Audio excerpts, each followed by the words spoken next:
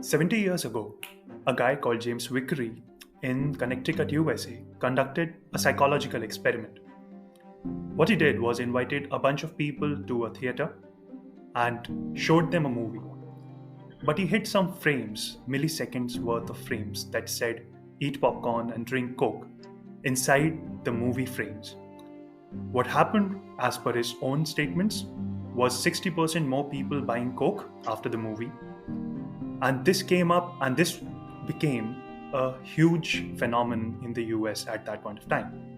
Because people started thinking, can my thoughts be influenced by someone without me knowing it? Is there a buy button in your head that marketers can use and work on to influence you in such a subconscious way? Hi, and welcome to our podcast. And today's discussion topic would be around this buy button inside your head. Does it exist? Does it work? And all such questions. This is Kumar Adarsh from IIM Ahmedabad, and welcome to the podcast. For today's discussion, we have a very special guest with us tonight, a renowned psychological illusionist who has been practicing this for years now.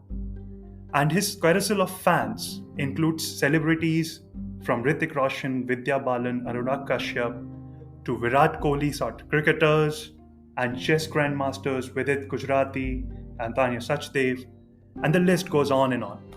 Please welcome Mr. Karan Singh. Thank you. Thank you so much for having me. And thank you so much for that wonderful introduction. Right. So thanks for being here with us, Karan. This has been a great opportunity. We are looking to interact with you on so many fronts.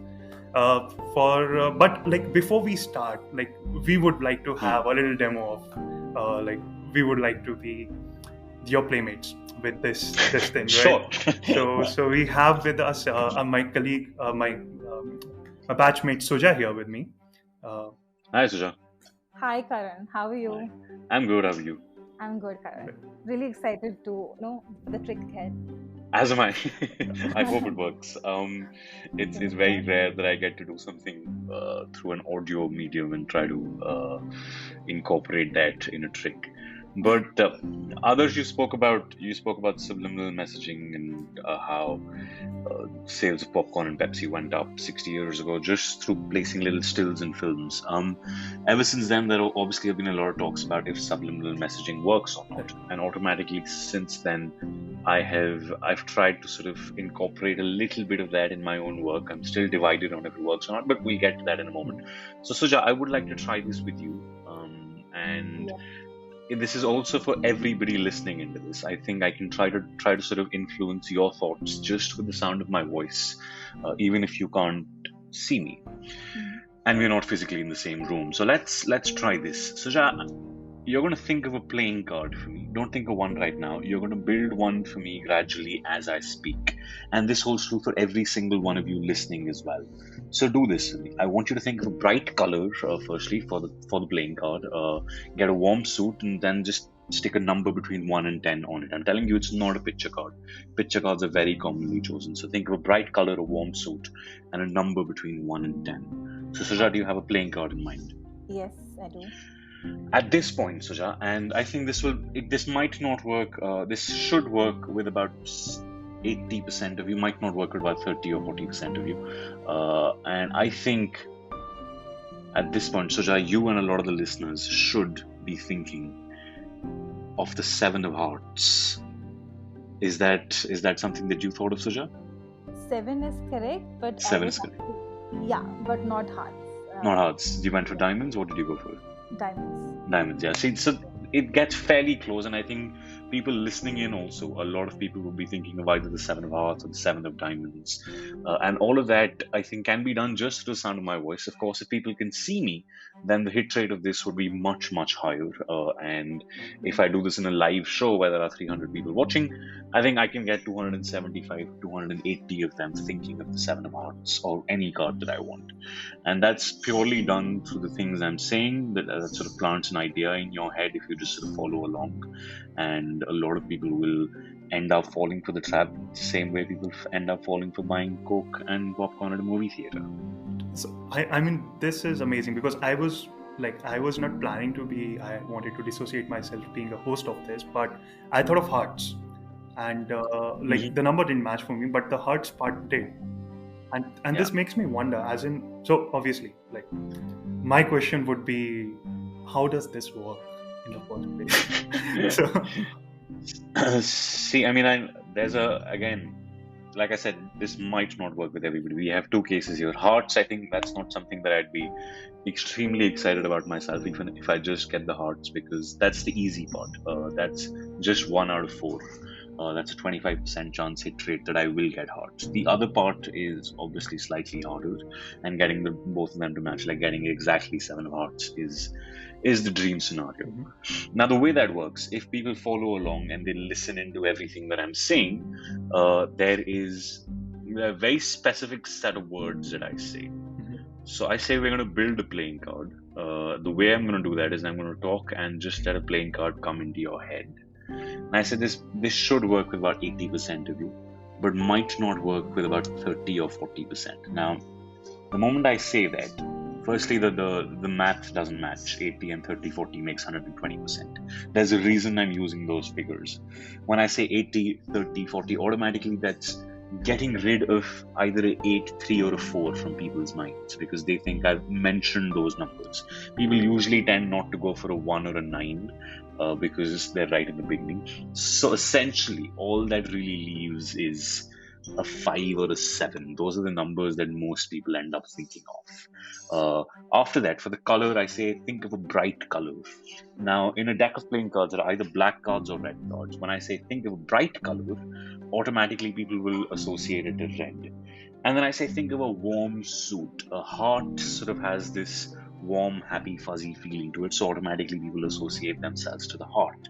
And then I said think of a number between 1 and 10 very, very quickly. I say that.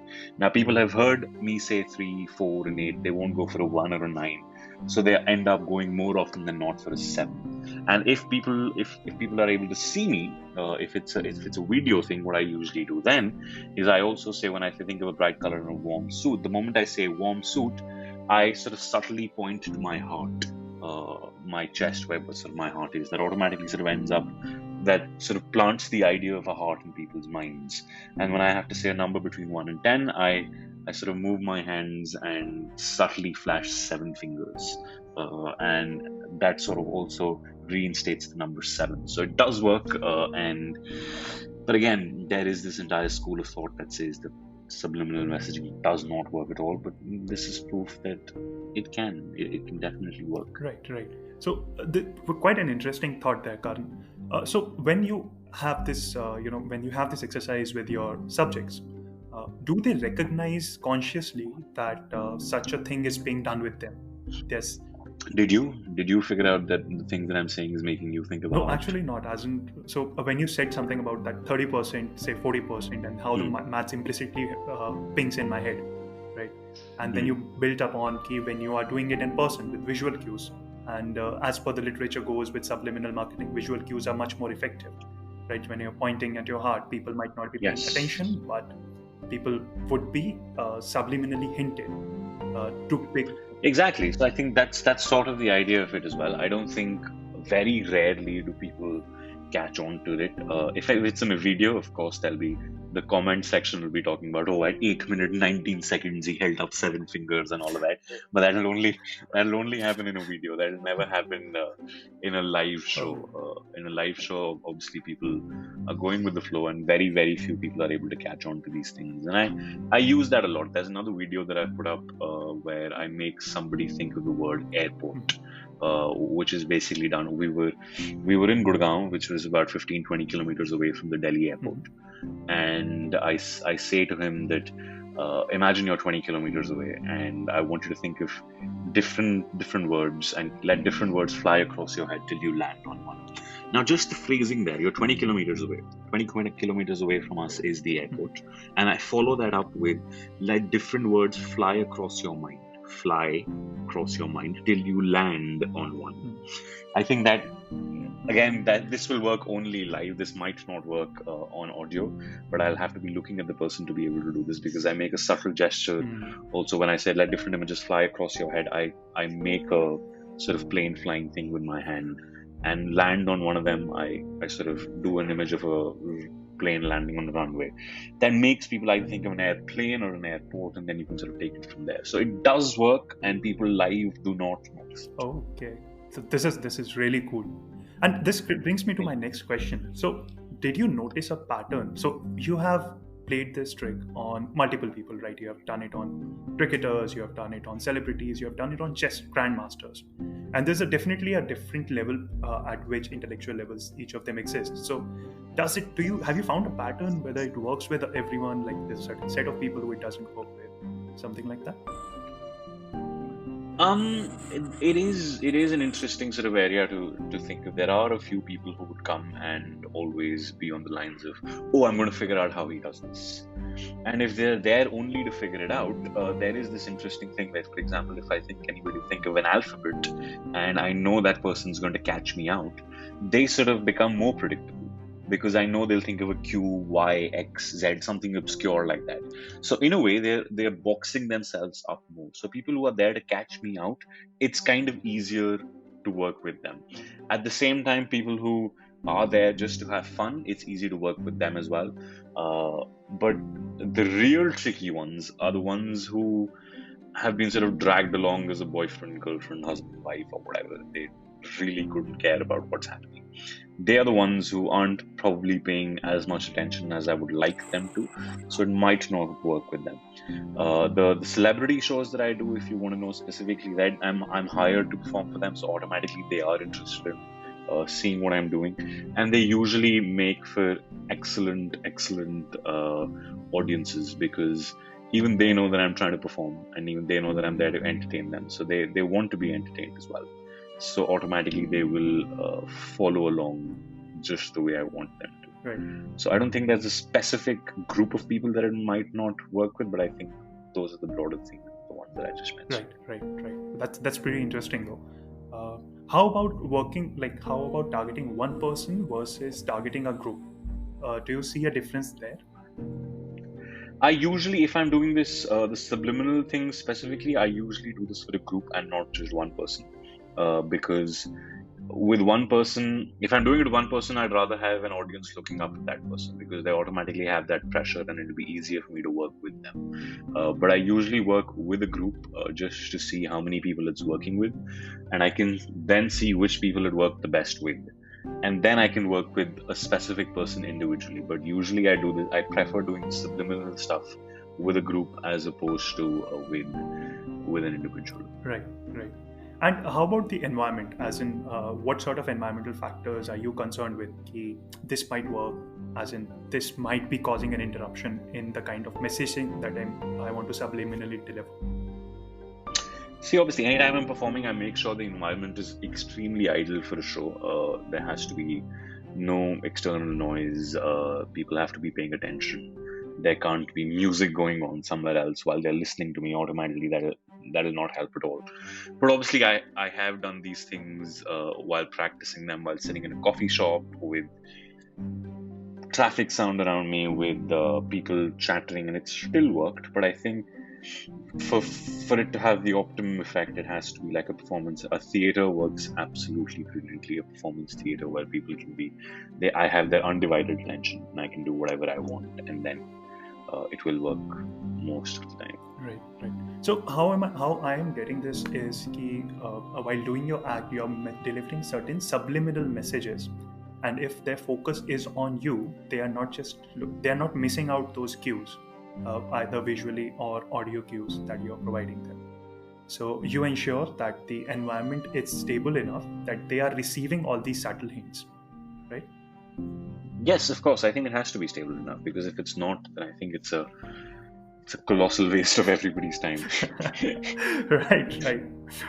I mean, this is pretty phenomenal. As in, given that it is quite a controversial topic, right? So it's really mind blowing that certain applications of it have been working out in such a manner. This segues my topic to the next part, which is the core of marketing. And this is where a lot of this debate comes in. So you are a person performing in front of another person or a group of people. You can read them, you can adjust yourself according to them. can this work with something which is pre-recorded? I mean, this is a meta question because our podcast will be going out to our audience in a pre-recorded manner. But let's say if a Nestle or a Cadbury wants to do this sort of thing to influence people and drive them towards their product, right? So, do you think this is possible? Have you seen some examples? Of course I have. We can open up an entire room for debate and there can be fights happening and people will be hitting each other by the end of it if we really get into the discussion of it. But I think there is a reason to believe that it has worked. There is reason to believe that it does work. The best example I can give is of Nike. If you look at Nike stores, there is not a single Nike store on the planet that says Nike. If you're in a mall, if you're in a marketplace, if you're anywhere and you're looking at shops around you, you look at the billboards, a Nike store will never say Nike. I can ask you, Adarsh, what do you think a Nike store billboard has on it? The tick mark.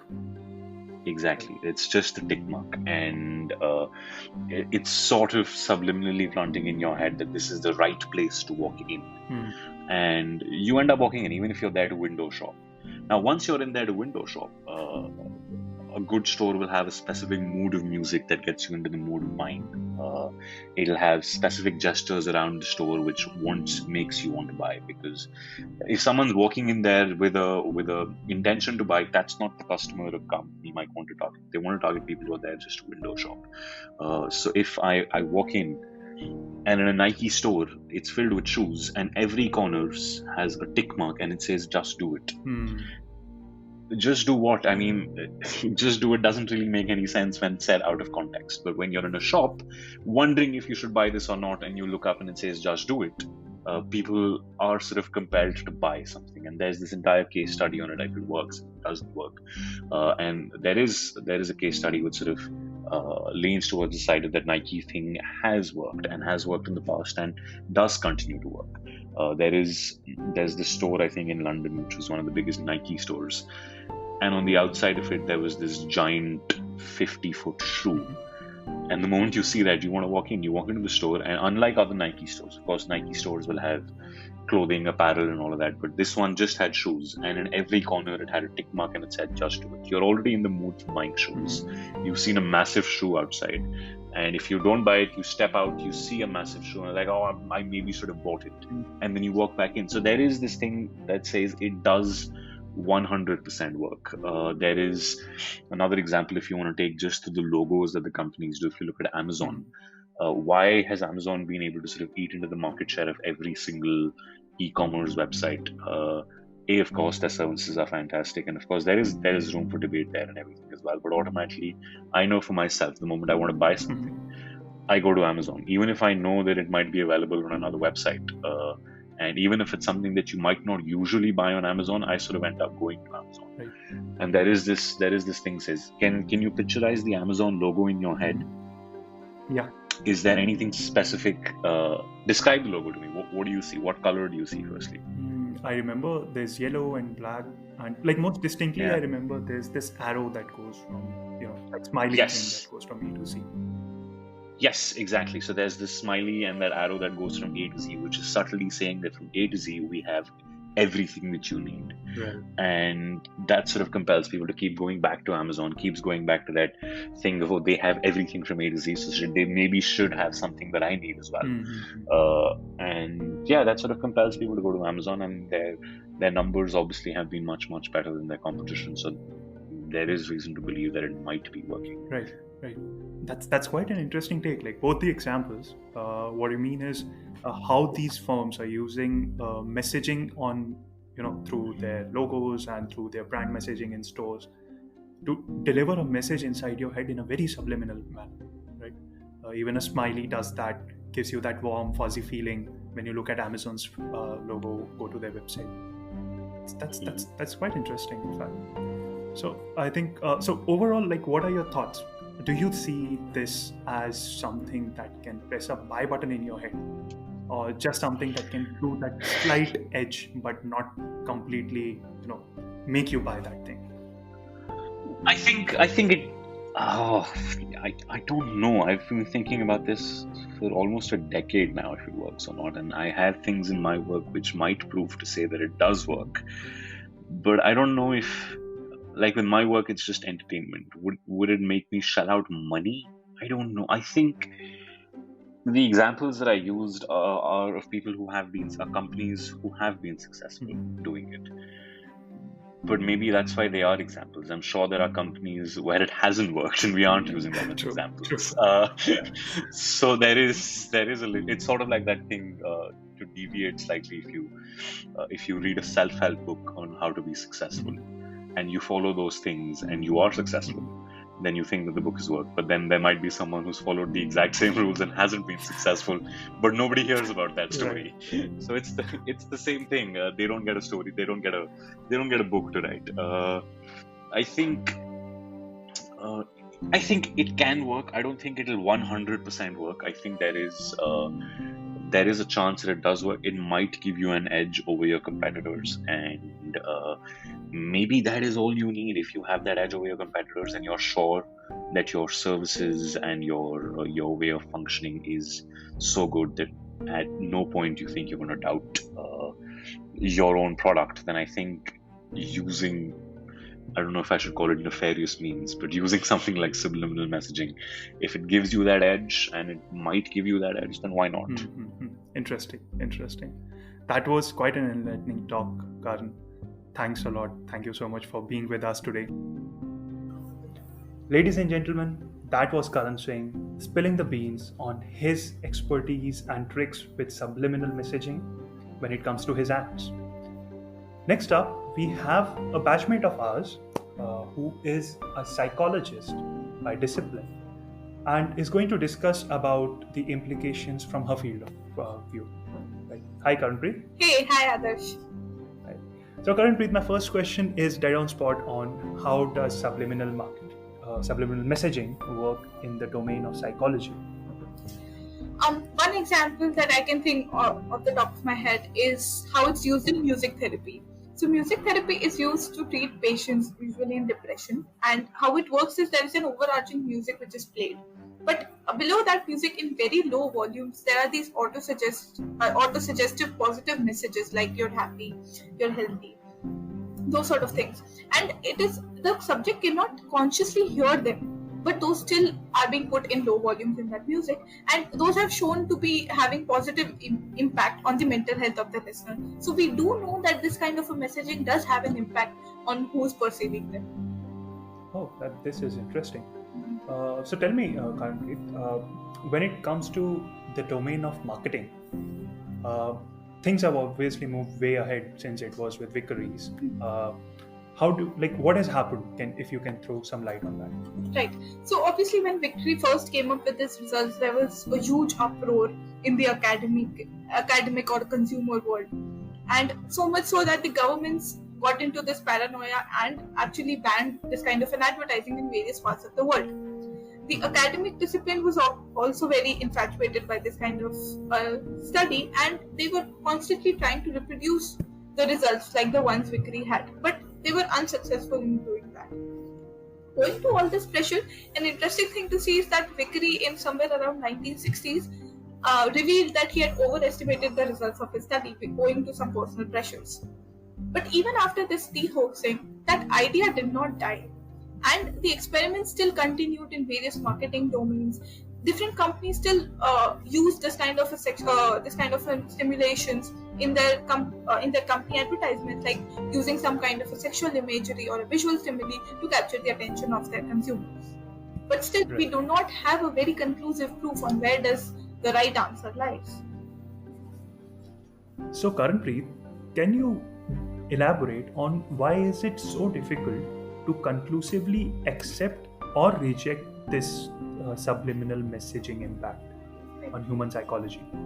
So, others, I think the difficulty lies in the nature of the stimuli that we are trying to study. Subliminal stimuli plays at the lower bound of your sensory awareness, right? For example, frames moving at a very fast pace, or sound is being played at a very low volume. Now, your brain is still stimulated by these stimuli, but you're not consciously aware of being stimulated. So now the problem is in creating something like this in the first place. The second is it can be easily masked by other factors, like a higher volume sound, and you will never know whether the difference is because of this particular stimuli or not. Right? The third is the individualistic nature of such stimuli. I mean, you might have a good hearing, therefore what might be subliminal for me might not be subliminal for you. Right. So these are the problems that we frequently encounter in measuring what is subliminal and what is not, and how do we measure the impact of the subliminal stimuli.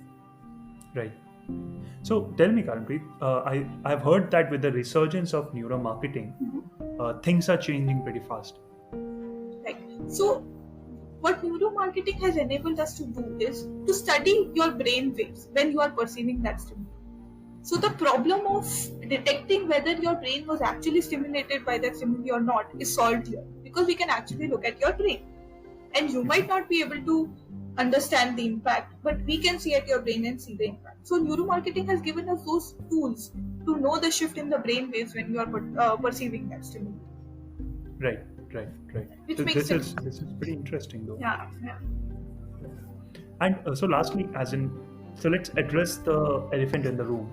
Since we have a good background on this, is there a big red buy button in your brain that someone can just walk in, press, and make you buy whatever they want you to buy?